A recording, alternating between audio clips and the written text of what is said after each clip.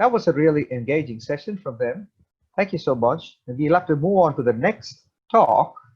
And this is a 15-minute talk on functional abdominal pain by my colleague, Dr. Dhanasekhar K. For those of you who do not know Dr. Dhanasekhar, so he's trained in the UK after his MBBS in India, and he works as a consultant pediatric gastroenterologist along with me at Apollo Children's Hospital in Chennai. His special interests are pediatric inflammatory bowel disease, probiotics, functional GI disorders, and nutrition. And for those of you who know the personal side of Dr. Dhanasekhar K, he likes to indulge and live life large. So he is also multifaceted and often is a host to many medical shows in the Tamil channels in our part of the world. So on to Dr. Dhanasekhar K. Let's look at what he has to say about functional abdominal pain. Hi, and welcome to a session on functional abdominal pain. I'm Dr. Dhanasekhar K. I'm a pediatric gastroenterologist. This session is only going to be about functional abdominal pain and the management, the root cause, and the way you diagnose it, and whether we need to do any investigations at all is what we are going to discuss in this session particularly. To tell a little bit about myself, I am a pediatric gastroenterologist with an interest in probiotics in pediatric practice and functional gastrointestinal disorders. I have no disclosures or competing interest. Look at this picture and it makes you wonder what exactly is this baby trying to say. And when we look at different pictures, you can only see discomfort and pain being the predominant sign or symptom that comes across your mind. Now, when we look at this, these are the three words which I thought will be very important. Number one will be distress, number two will be discomfort, and number three will be pain. Now, the difficulty in actually exactly coining the term, what this could possibly be, I will leave it to you to decide. But functional abdominal pain is interesting. The reason why I say interesting is because it has evolved and has evolved in the last 2 decades. And the evolution has been such that the first edition of the Rome criteria came when I was in medical school. And then progressively, as I grew older, the disorders became more panoramic with more disorders added on the list. And then came Rome 2 criteria. Rome 3 criteria stood there for a long time. And when I was doing my gastroenterology training, this was a big book that no one was actually interested to read. But saying that, when we have better understanding of the problem, as time has gone on, now in the last couple of years, we have the Rome 4 criteria. As you can see in the size of the books, the disorders have become more, and we have subclassified them into pediatrics as well. And that's the reason why functional GI disorders have become a new thing in vogue, with functional abdominal pain getting particular attention, and that is what we will be discussing. Now, when we say the word functional, I think it's very important for clinicians to actually explain children and carers alike to tell them what functional disorders actually mean. Now, I have explained in very simple terms what functional disorders actually mean. So functional disorder basically is a primary abnormality in the way the body actually works, which we call it as the physiological function. And we very rarely or even fail to actually identify a particular cause, which is either structural or biochemical in nature. It characterizes the way the body works, and it cannot be diagnosed in the traditional way as we normally do. So it is not an inflammatory cause, an infectious cause, a structural cause that can be identified with an X-ray or an ultrasound or a blood test. Now, when it comes to also the way you explain them, you just tell them that the way actually the body behaves. So let's say, for example, when you've gone for a swim and you get out of the pool and the body starts shivering, that's basically what we call as a functional disorder. Now, this can also be attributed to the cramps that runners get when they run for a marathon, where the muscle is actually healthy, but the symptoms or the signs that they actually demonstrate after a run is what we call as a functional disorder. Now, the spectrum of functional disorders is actually quite wide. And as you can see in the slide, you can see that it starts from day naught, and it can go on for as long as you want. So the first 2 years of life is when we normally see these functional disorders, and functional abdominal pain actually starts during this time, and it extends and goes beyond the age of 2 years and can extend an entire pediatric age spectrum. So the disorders, as you can see here, regurgitation, cyclical vomiting syndrome, infantile colic, functional diarrhea, dyschezia, and also functional constipation. Now, when we look at functional abdominal pain, we need to first understand what actually triggers a functional abdominal pain. As you can see here, there are multiple triggers. On your left side, you will be seeing psychosocial stresses, which is the most commonest cause, which may be even going into a new school, starting a new course, or even this pandemic when we all sat at home. The amount of anxiety that children actually develop and build during this time can trigger functional abdominal pain. This leads to altered gut physiology, and there are multiple other risk factors that you need to appreciate, such as the genetics, the gender, and early life events, which I said before. So when the pain comes on, it can be very, very worse, and the child can actually think this as a threatening pain. Now, when they can't and they're not able to cope with this pain, this is when the problem starts. So the body's response is adequate. The child's mind response is not adequate. And that basically leads to chronic pain. And this is what we term as functional abdominal pain. Now, when the child is able to cope, and if the child has got a remarkable coping capacity, then the pain is actually very short-lived and it gets better with time. So I've tried to show you the entire conundrum and the causes and triggers of functional abdominal pain in one single slide. For those of you who are wondering what is the commonest cause of functional abdominal pain in Indian children, we have the first study which has come on, and basically this is hot off the press in 2020. Now, when we looked at the different causes of functional abdominal pain in children, especially in Indian children, what we found is that the age groups of 4 to 18 years was the most common age group that was affected. And when we worked along with the psychologists trying to identify the cause of the pain, the conclusion, as you can see right in front of your eyes, you can see that children with functional abdominal pain have variable levels of IQ, and the predominant cause for functional abdominal pain is anxiety. So when they're anxious, they get more pain. And when they're less anxious, they get less pain, which is what I've tried to explain in the previous slide. So where do we go from here? We advocate a multi-centric approach. And that is very important because each center might have an identifiable cause that is entirely different from our single center experience. So moving on from this, the big question it comes to is, what do we do and when do we worry about red flags in functional abdominal pain? Now, this is a list showing you from a review article of different red flags that can cause functional abdominal pain.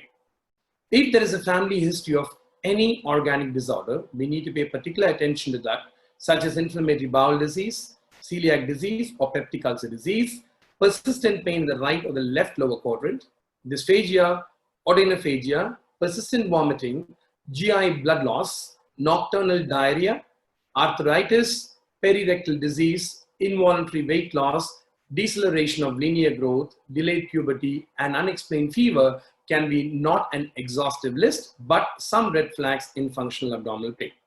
So these kind of cases need particular attention, and one has to be very, very careful about these.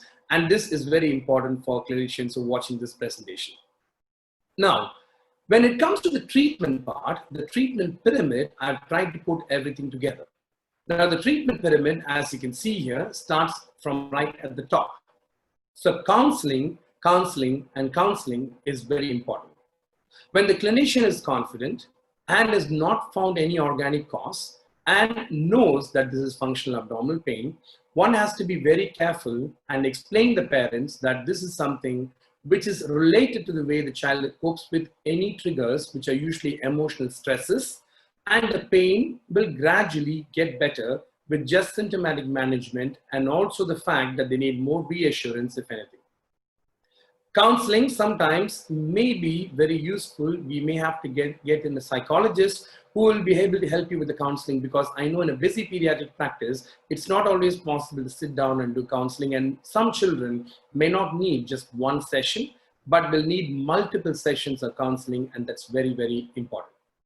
Now, right at the center, like the bullseye, I've clearly said you, the identification of triggers is very important, because it can be anxiety, it can be depression, it could be a previous episode of abdominal pain necessitating a hospital admission, or pain that actually causes them stopping doing the normal activities on a daily basis.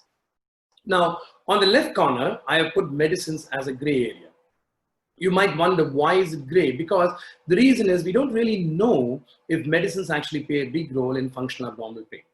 For the very simple reason, because medicines are more a symptomatic management, and parents these days are entirely dependent on medicines to cure or fix their problems. And that's basically why I put this in the left corner. Now, we will talk about medicines in a minute, but I just wanted to quote this in the treatment pyramid. Now let's look at behavioral modification. Now behavioral modification are multiple. Some children can be anxious and they may need to be removed from the place where anxiety is triggered. So that might be a change of school which might help, a change of house that might help. Look at stranger anxiety, public anxiety. Look at things like exam anxiety, performance levels, IQ, and peer pressure, which all could lead to problems in triggering a functional abdominal pain episode. And now I know that is not exhaustive, but to give you an idea what the treatment pyramid encompasses, you can see here, this is basically what it is. So recapping the 4 things: counseling, identification of triggers, medicines, and behavioral modification, which are very, very important. Now the question comes to, do they need to be investigated? When it comes to investigation, the big question is, what investigation needs to be done? Now, this is a big question because we can extensively investigate them. And the problem is that we will end up finding nothing. Now, the question when it comes to what investigations do, we have to limit ourselves to investigation. So basic investigations like blood count, a C-reactive protein to rule out any inflammatory disorders, a urine examination, and that will be on the left side to make a start. Now, if that helps and if everything is normal, that reassures the patient, that might even give them a placebo effect. And on the right side, I have put 2 investigations, which probably is a bit of an overlap between pediatric GI and general pediatrics. Now, that is ultrasound abdomen to look for any organic causes that could not be identified with a clinical examination. And one of the investigations which I've put in here is called fecal calprotectin. And the reason why this test is particularly important, because it helps us to find out a difference between inflammatory causes and non-inflammatory causes. An elevated fecal calprotectin will certainly trigger the clinician to consider doing an investigation, and that will include an endoscopy and a colonoscopy. So let's bear this in mind before we go into the next step. So these will be the basic investigation one has to consider at least doing. So when it comes to the pharmacotherapy for functional abdominal pain, there are multiple pharmacotherapy I've listed here. Now, I don't suggest that we go on one after another after another. Simple pain, which is short-lived, lasting more than 5 minutes, a simple dose of paracetamol, which should not be underestimated, should definitely be taken into account. And that can be given as long as the child is able to tolerate and manage the pain, and that is all what the child might actually need. There is a role for antispasmodics. Now, the 2 antispasmodics are put here. One is called mebeverine, another one is called dicyclomine. Now, mebeverine seems to have shown some positive response in the management of functional abdominal pain.